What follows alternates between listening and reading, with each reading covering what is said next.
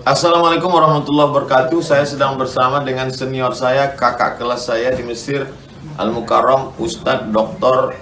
Damanhur Abbas. Nikmati kajian-kajian tausiah beliau yang bergizi, berkualitas di channel Ustadz Damanhur Abbas. Jangan lupa tonton, subscribe, like, share, and comment. Assalamualaikum warahmatullahi wabarakatuh.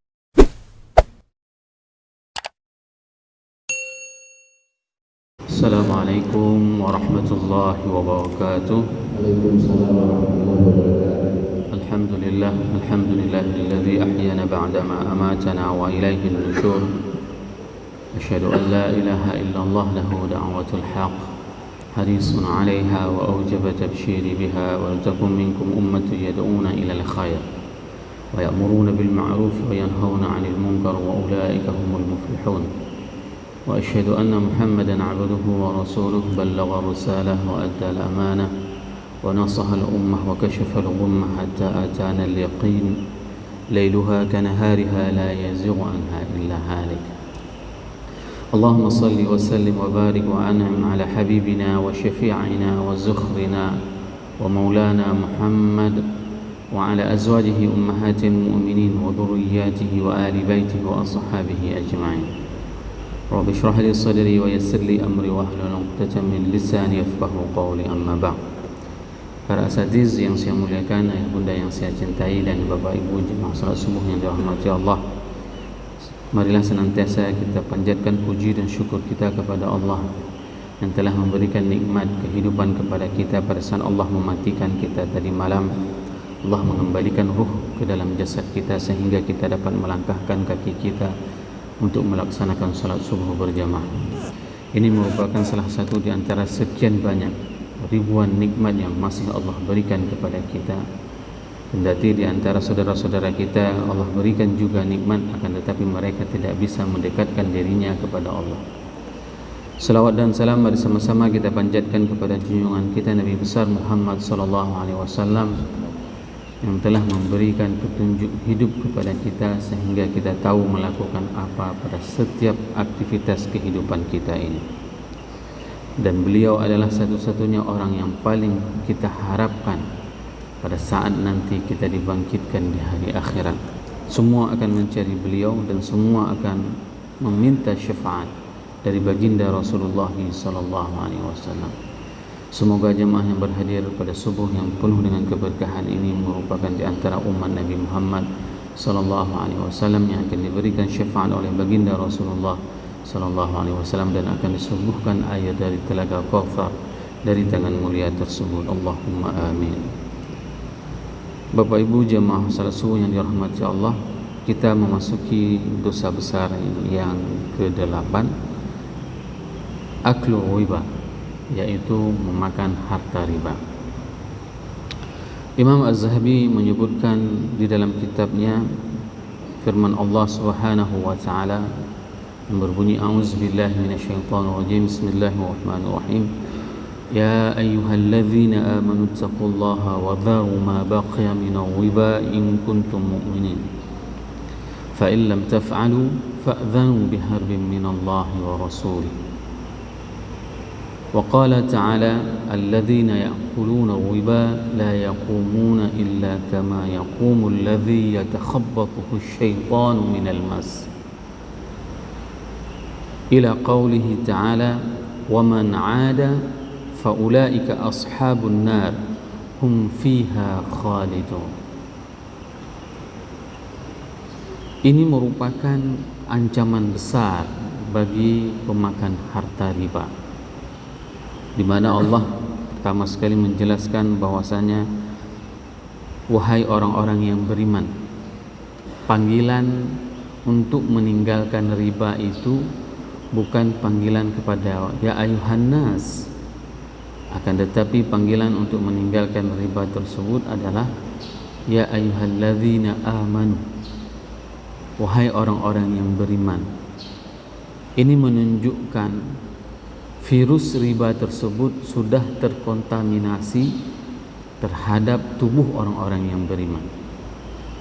Kalau seandainya riba itu hanya dilakukan oleh manusia, maka Panggilannya hanya ya ayuhan nas.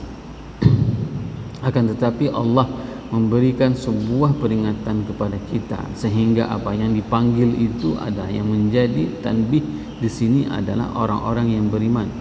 Ya ayyuhalladzina amanu ittaqullaha wa dharu ma baqiya minar riba. Bertakwalah kalian kepada Allah. Wa dharu ma baqiya minar riba, dan tinggalkanlah sisa dari riba, praktek riba yang masih ada di dalam kehidupan. Ini menunjukkan bahwasanya virus riba itu jauh lebih bahaya daripada virus Covid. Virus riba itu jauh lebih berbahaya dari berbagai macam virus-virus lain yang ada di atas muka bumi, yang pernah ada di atas muka bumi. Sehingga Allah memerintahkan kepada kita orang-orang yang beriman untuk meninggalkan sisa riba yang ada di dalam aktivitas kehidupan kita. Kenapa? Dikarenakan di ayat ini Allah ikatkan dengan syaratnya, yaitu adalah in kuntum mu'minin. Kalau kalian mengaku orang yang beriman kepada Allah, maka tinggalkanlah sisa riba yang masih ada di dalam tatanan kehidupan kita. Fa in lam taf'alu fa'dhanu biharbin minallahi wa rasul. Jika mereka tidak mau meninggalkan riba tersebut, fa'dhanu biharbin minallahi wa rasuli, maka Allah berikan otoritas, wewenang, izin untuk memerangi mereka.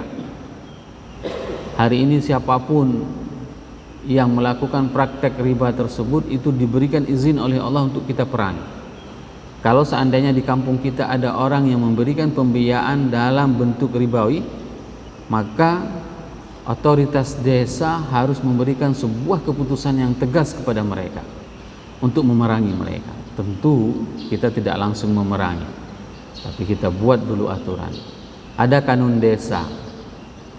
Kenapa? Pada saat saya mensosialisasikan tentang bagaimana proses pembiayaan dan pemberdayaan ekonomi masjid di salah satu kabupaten, ternyata praktek riba itu sudah menjadi praktek yang dinamakan dengan praktek riba Senin Kamis. Biasa orang mendengarkan Senin Kamis itu adalah dengan puasa sunat, tapi ini sudah menjadi praktek ribawi. Senin dia masuk berikan pembiayaan, Kamis dia ambil pembiayaannya. Contoh yang paling gampang, kalau seandainya kita ingin memberikan pemahaman tentang riba. Riba itu adalah hutang. Saya seandainya berhutang kepada bapak, berapa hutangnya? Katakanlah 100.000. Berapa jatuh temponya? 3 hari. Setelah 3 hari maka saya menawarkan kepada bapak, Pak, mohon maaf, saya nggak bisa bayar 100.000 dalam 3 hari. Saya berikan waktu ditambah 2 hari lagi, jadi 5 hari. Nanti akan saya bayar 105.000 atau 101 rupiah. 1 rupiah sampai ke berapapun jumlahnya, itulah yang dinamakan dengan riba. Dan hari ini berapa banyak kaum emak-emak, mohon maaf ya, bukan ibu-ibu yang ikut pengajian ini, ibu-ibu di luar sana, mereka mengambil pembiayaan ribawi, dan ini paling banyak terjadi dalam praktek. Kemarin saya memberikan sosialisasi tentang kanun LKS. Apa yang terjadi? Ustadz, boleh enggak kalau seandainya kita ngambil pembiayaan emas? Bagaimana pembiayaannya? Iya, kita dikasih pembiayaan emas, 1 mayam emas 2.400.000. Terus nanti kita bayarnya 2.800.000. Emang dikasih emas? Enggak, Ustadz. Cuman namanya aja. Yang dikasih apa? Uang, riba. Ya, yang namanya seperti itu adalah riba. Dia hanya menamakan, ini pembiayaan emas ya. Emasnya ada? Enggak ada. Yang ada cuman emas Joko. Enggak ada, dan tidak boleh pembiayaan seperti itu. Jadi pembiayaan yang bentuknya baik saya yang menawarkan untuk diperpanjang ataupun orang yang memberikan hutang tersebut yang menawarkan untuk diberikan perpanjangan, kedua-duanya riba. Dan ini merupakan praktek yang terjadi dari masa jahiliyah. Sehingga apa? Kalau seandainya kita ingin merunutkan bagaimana proses pengharaman riba, itu proses yang paling panjang. Proses yang paling panjang. Kenapa? Karena muamalahnya itu sudah mendarah daging dalam tatanan kehidupan masyarakat jahiliyah. Secara singkat saja saya jelaskan. Awal Allah menjelaskan tentang bagaimana sebenarnya investasi riba itu bukan investasi. Ya. Allah berfirman, "Wa ma ataitum minar riba liyarbu fi amwalin nas la yarbuna 'indallah." Apa saja bentuk investasi secara ribawi itu bukan investasi. Enggak percaya? Coba perhatikan hari ini. Ini sesuai berkembang dengan perkembangan zaman. Dulu namanya Bayu Mas. Datang kita bawa uang 10 juta, nanti minggu depan ambil 20, ya kan? Lu semuanya terkenal. Ada orang gila sampai hilang akal sehatnya, dijualnya tanah, ditaruhnya di investasi seperti itu. 100 juta. Minggu depan ambil 200. Taruh lagi 200, minggu depan ambil 400. Akhirnya apa? Diceritakan sama teman yang bekerja di sini, dia bisa tidur di atas uang yang penuh di lantai 2. Full duit semuanya. Orang kepingin cepat kaya semuanya. Apa yang terjadi? Satu malam mobil pusu itu atret dia, ya kan, ke belakang dikosongin semua duit itu, lari. Ini bentuk klasik. Tapi bentuk modern hari ini kita sering mendapatkan WA, grup Telegram. Ayo investasi dengan platform digital kami 10 juta dan satu bulan akan mendapatkan uang laba 5 juta. Bulan pertama dikirim laba, bulan kedua dikirim laba, bulan ketiga gadah ngangurun. Ya, hilang semuanya. Ini platform digital yang ada hari ini. Apapun bentuk investasi secara ribawi tersebut, maka itu tidak akan pernah menjadi investasi. Itu yang dijelaskan oleh Allah. Hanya saja kita bandel hari ini, tidak percaya apa yang disampaikan oleh Allah, kepingin coba-coba. Yang kedua, Allah menjelaskan wa akhdhihim riba wa qad nuhu anhu. Allah mengharamkan riba itu terhadap orang-orang Nasrani dan Yahudi. Boleh baca nanti dalam Taurat. Taurat melarang riba, Injil melarang riba. Plato mengatakan tidak mungkin satu uang itu bisa beranak 2. Ya, nggak mungkin. Satu keping itu bisa beranak 2, nggak mungkin. Kecuali memang diinvestasikan, kecuali memang dilakukan dalam sektor real. Dan hal yang menarik, pada saat saya di Jerman, saya pergi ke Frankfurt di museum di Bursa Efek. Saya waktu itu meninjau Bursa Efek pertama sekali di Jerman, di Frankfurt. Nah, dibilang sama teman, Ustaz, pergi ke Museum Frankfurt, ada hal menarik. Apa hal menarik? Ada deklarasi dari Hitler. Hitler mengatakan 3 hal, melarang 3 hal di Jerman. Yang pertama sekali adalah melarang prostitusi, yang kedua melarang perjudian, dan yang ketiga melarang riba. Bayangkan, manusia sekaplak Hitler aja melarang riba. Hari ini Aceh meminta kembali bank konvensional, menghadirkan kembali bank konvensional. Kira-kira nanti jawab sendirilah, siapa bagus orang Aceh sama Hitler. Ya. Yang ketiga, baru prosesnya itu dikatakan di dalam Al-Quran bahwasanya boleh ambil riba dikit-dikit, nggak boleh banyak. Coba bayangkan, kenapa bisa seperti ini ayatnya? Dikarenakan muamalah riba itu sudah mendarah daging. La ta'khudhur riba adhafan mudha'afah. Jangan kamu praktek riba banyak-banyak. Kalau sedikit ribanya boleh. Kenapa? Karena salah satu pelaku banker terbesar di Mekah itu adalah paman Nabi, namanya Abbas, dan nama ribanya riba Abbasi. Coba bayangkan, paman Nabi itu banker besar, orang yang meribakan uang di Mekah. Sehingga apa? Proses yang ketiga, tahapan yang ketiga pengharamannya itu adalah melalui boleh riba dikit-dikit. Tapi ini bukan cerita akhir riba. Bukan cerita akhir riba. Banyak orang yang menamakan dirinya ustadz menjadikan ayat ini sebagai dalil boleh riba. Dari mana? Dari Al-Quran. Belum tuntas dia mengaji tentang riba, sudah memberikan fatwa tentang riba. Padahal akhir cerita tentang riba, pengharaman riba itu adalah wa ahallallahu al-bai'a wa harramar riba. Ini close, tidak ada lagi. Sehingga apa? Allah sendiri yang mengatakan, alladzina ya'kuluna riba la yaqumuna illa kama yaqumul ladzi yatakhabbathu syaitan. Orang yang memakan riba itu, mereka itu seperti orang kerasukan setan.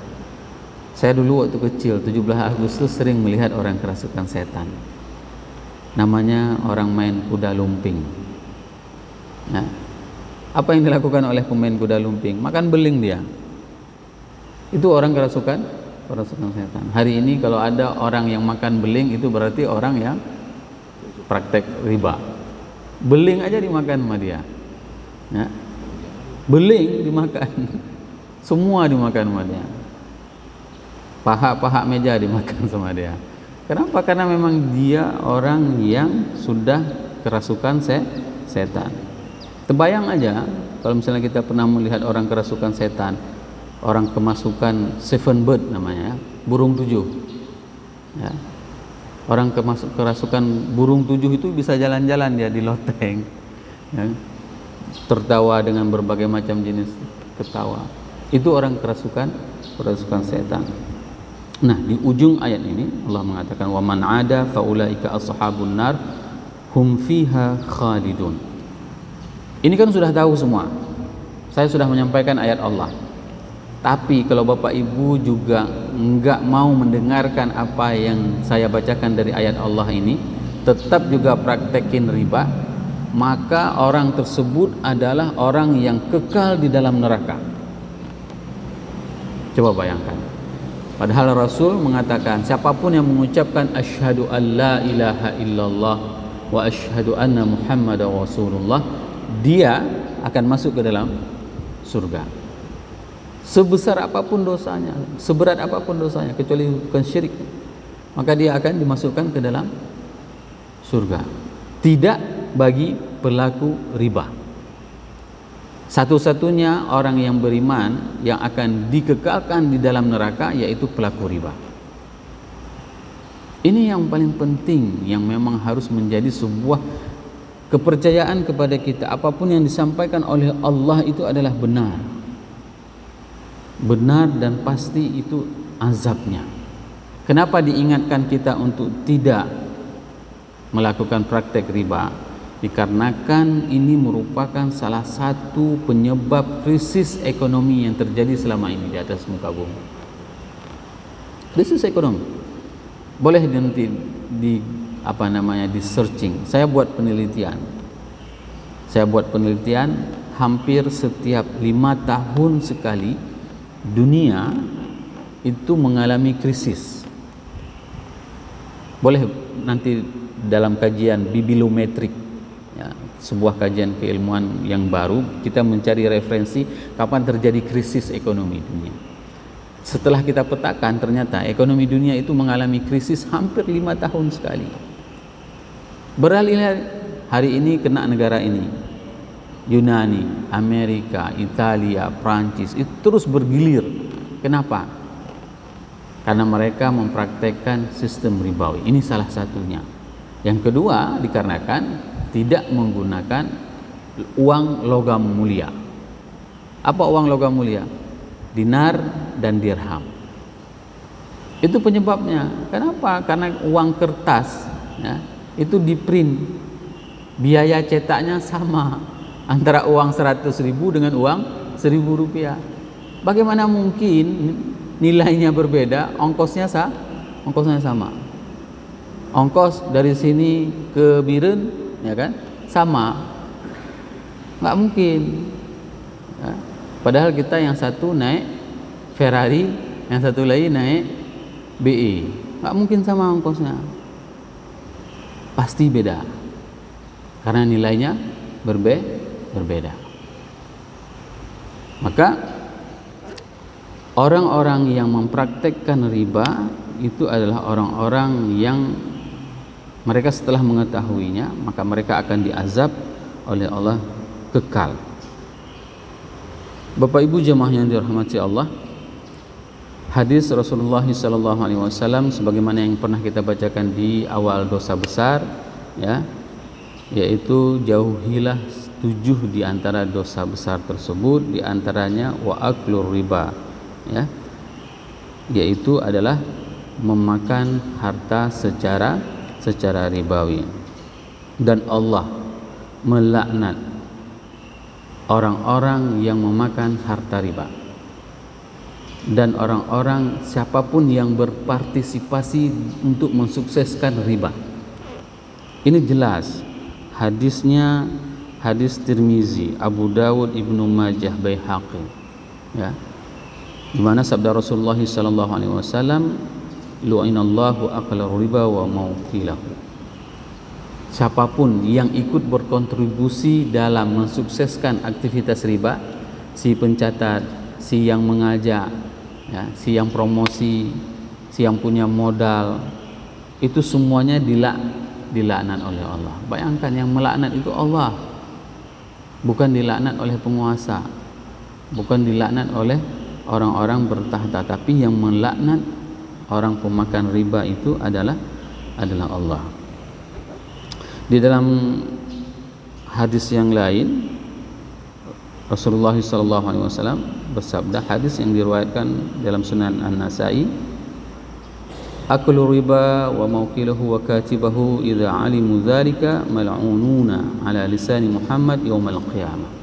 Siapapun yang melakukan aktivitas riba, yang mencatatnya, yang mewakilahkannya, jika mereka mengetahui tersebut, maka dilaknat atas lisan Nabi Muhammad sallallahu alaihi wasallam hari akhirat. Jangan pernah mengharap akan mendapatkan syafaat dari baginda Rasulullah sallallahu alaihi wasallam kalau seandainya orang tersebut orang yang melakukan praktik riba. Ada hal yang menarik, Bapak Ibu jemaah yang dirahmati Allah. Ini sebagai wawasan politik saja. Seorang amir, begitu dia lahir di Timur Tengah, amir, anak raja, itu dia mempunyai gaji 1 bulan 70.000 rial, gaji bulanan, ya, 70.000 rial kali 4.000, miliaran rupiah per bulan gaji. Dan uang tersebut tidak disimpan di Bank Aceh ataupun di Bank BSI, tapi uang tersebut disimpan di Bank Swiss. Bank Swiss untuk membuka tabungan 700.000 franc, ya, sekitar 12 miliar sekali buka rekening. Beda sama kita di sini datang ke bank bawa uang 50.000 terbuka rekeningnya. Kalau sana 12 miliar untuk buka rekening. Nah, semua amir-amir di Timur Tengah ini simpan uang di Bank Swiss. Nah, dan mereka tidak mau mengambil bunga bank. Siapa yang ambil bunga bank? Semua diambil oleh orang-orang Yahudi. Dan apa yang dilakukan dengan bunga bank tersebut? Mereka menjadikan ini sebagai untuk kemajuan teknologi mereka. Dibuat badan risetnya, dibuat berbagai macam fasilitas senjata, sehingga apa? Di Israel itu paling canggih, ada tempat riset menemukan segala sesuatu. Saya sering mengatakan tahun 99 waktu saya di Mesir, saya udah ngelihat HP itu bisa video call. Tahun 99 masuk ke kita tahun 2010 baru ada video call. Di Israel 99, dan senapan waktu itu mereka senapan laras panjang itu bisa dipatahin, menembak dari sana itu di sini dia berdiri di belakang tembok. Maka Al-Quran dalam surat Al-Hasyr itu kan disampaikan, mereka orang paling pengecut, beraninya bersembunyi di belakang tembok. Jadi buat senapan laras panjang itu bisa dipatahin, ada kameranya, tus tembaknya ke sana. Kalau temboknya ke sana, nembaknya ke sana. Dari mana uangnya? Bunga bank. Sehingga ulama pada saat mereka melihat ada penggunaan dana bunga bank tersebut yang tidak diambil oleh orang-orang non muslim, orang-orang kafir, maka dikeluarlah fatwa bahwasanya boleh pakai bunga bank, uang dari bunga bank untuk kemaslahatan publik. Itu fatwa, ya. Jadi bukan untuk kepentingan pribadi, bayar token listrik, ya, ajak kawan makan-makan, nggak boleh. Ya, misalnya kita ada sedikit uang masih ada di bank konvensional untuk kebutuhan transaksi bisnis, masih ada bunga bank. Ambil uang itu, bayar token listrik, ajak kawan makan-makan, nggak apa-apa Ustaz, makan-makan. Dari mana uangnya? Bunga bank ini. Nggak boleh, ya. Nggak boleh digunakan untuk kemaslahatan pribadi, tapi boleh untuk kemaslahatan publik. Buat jalan, ya. Melihat misalnya ada jalan rusak, ambil uang bunga bank itu buat jalan. Kalau uangnya banyak, baru ada berbunga, ya. Kalau seandainya disimpan di bank konvensional untuk keperluan bisnis. Ini di antara sekian banyak hadis tentang dosa besar orang yang memakan harta riba. InsyaAllah kita akan menyambung dosa besar yang ke-8 pertemuan yang akan datang tentang memakan harta anak yatim secara zalim. Dan ini lebih dahsyat lagi karena ini paling sering terjadi di dalam tatanan kehidupan kita sehari-hari. Semoga apa yang saya sampaikan ini bermanfaat kepada diri saya dan kepada jemaah semuanya, sehingga kita bisa meningkatkan keimanan dan kecintaan kita kepada Allah Subhanahu wa taala. Subhanakallahumma wa bihamdik, asyhadu an la ilaha illa anta, astaghfiruka wa atubu ilaik. Assalamualaikum warahmatullahi wabarakatuh.